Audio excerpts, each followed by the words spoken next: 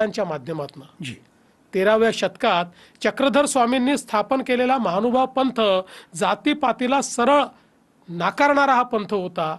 त्यांची शिकवण साधी होती, मराठीत लिहिलेली, सर्वसामान्यांसाठी। ते केवळ भक्ती शिकवत नव्हते, ते शिकवत होते जीवनशैली आणि न्याय। की त्या चक्रधरांचं कार्य जिथे घडलं, त्यांचे गुरुसुद्धा म्हणजे गोविंद प्रभू रुद्दीपूर विदर्भामधलंच, तर रुद्दीपूरला मराठी विद्यापीठ आपण सुरू केलं, स्थापन केलं, ही एक महत्त्वाची गोष्ट मानतो मी महाराष्ट्राच्या पण इतिहासामध्ये। त्याचं एक मोठं श्रेय आपल्याला जातं।